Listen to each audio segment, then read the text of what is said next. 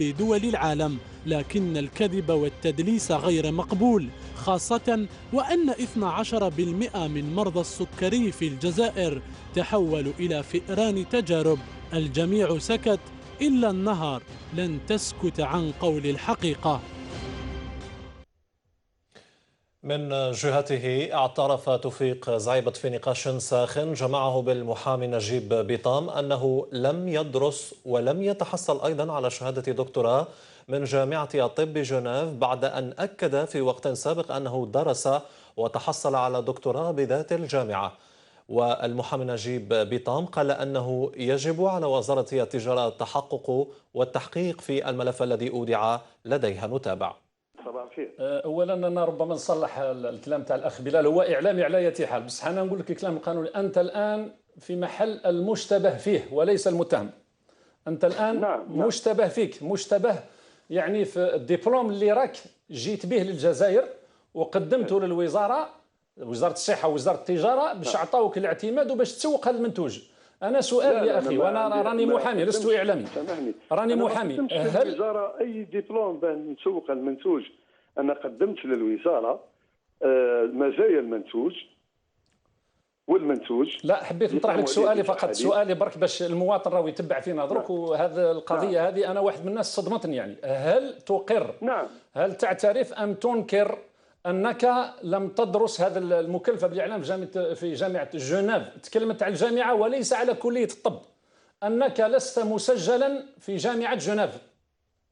والله انا ماشي قلت لك انا بان لا معليش اخي ولكن اخي توفيق، الان النيابه العامه راهي تتبع، النيابه العامه راهي تتبع وقادره تامر ذوك بفتح تحقيق عليك ويمنعوك من مغادره التراب الوطني.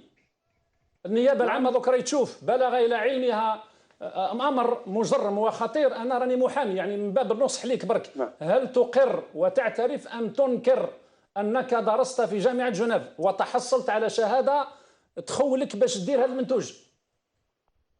المنتوج مش بالشهاده يا اخي، هذا المنتوج اختراع مش بالشهادات. ولكن المخترع لازم باش يخترع ثاني لازم يكون عنده دبلوم. المخترع ثاني لازم يكون عنده دبلوم باش نسميوك مخترع، لازم تكون عندك شهاده.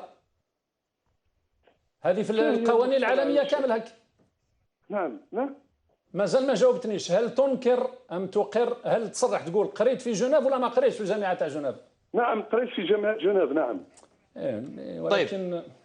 شوف انا مشيت بدي موديول، انا حطيت دي موديول وخديت في تخصص اختصاص علم الطب والبيولوجيا. دبلوم انا جي با ايتي ديبلومي عندهم، انا ما ناقشتش الدكتوراه عندهم، انا قريت عندهم ما ناقشتش الدكتوراه وما جبتش الدكتوراه عندهم انا الجزائر، ولكن تحولت الى ميدان البحث العلمي. واش قدمت للوزاره باش عطاوك الاعتماد؟ واش قدمت كشهاده؟ لاني انا استاذ في الجامعه، المقاييس اللي درستها في الجامعه لا تعتبر دبلوم. راك تقول قريت دي موديول.